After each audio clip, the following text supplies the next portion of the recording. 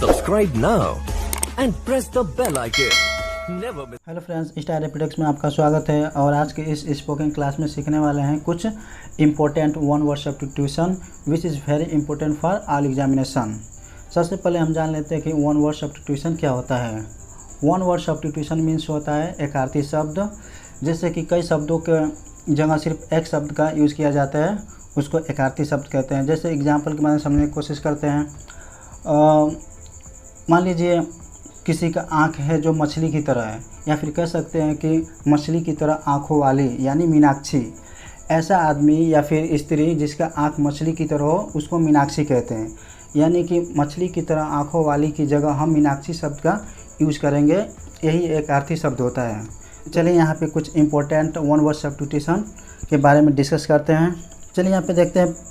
पहला वर्ड है atheist, a person who believe that God does not exist.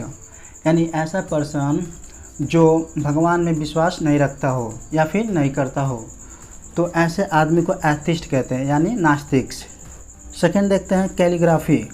Calligraphy का मतलब होता है सुलेख। Beautiful hand writing that you do with a special pen और ब्रश। यानी कि कोई भी पर्सन हो जो स्पेशल पेन या ब्रश से कुछ लिखता हो, यानी सुंदर, या फिर आप ऐसे समझ सकते हैं जिसकी राइटिंग सुंदर हो, दिखने में अच्छी हो, चाहे वो पेन से लिखे या फिर ब्रश से लिखे, उसको हम कैलीग्राफी कहते हैं। थर्ड देखते हैं homicide, the crime of killing somebody deliberately. The crime of killing somebody deliberately, इसका मतलब होता है मानव हत्या। होमिसाइड का मतलब होता है मानव हत्या। कोई भी अगर जानबूझकर किसी व्यक्ति को मारता है तो वो होमिसाइड कहलाता है। फोर्थ देखते हैं इलिजिबल। इलिजिबल मतलब होता है अस्पष्ट। यहाँ पे अंग्रेजी देखते हैं डिफ़िकल्ट, इम्पॉसिबल टू रीड, या फिर लिखने में कोई कठिनाई हो, या फिर जिसको हम लिख ही नहीं सकते हैं उसको हम इलिजिबल कहते हैं। नेक्स्ट देखते हैं इंसोम्निया। इसका मतलब होता है the condition of being unable to sleep.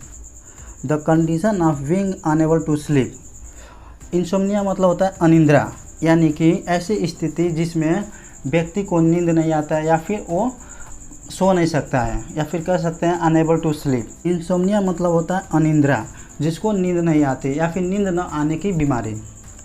Next देखते हैं पैट्रिसाइड।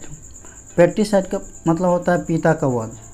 The crime of killing your father. The crime of killing your father, यानी भी कोई भी पिता की हत्या करता है तो उसको पैट्रिसाइड कहते हैं। नेक्स्ट देखते हैं amateur, a person who like to take part in sports और अदर एक्टिविटी फॉर इंजॉयमेंट।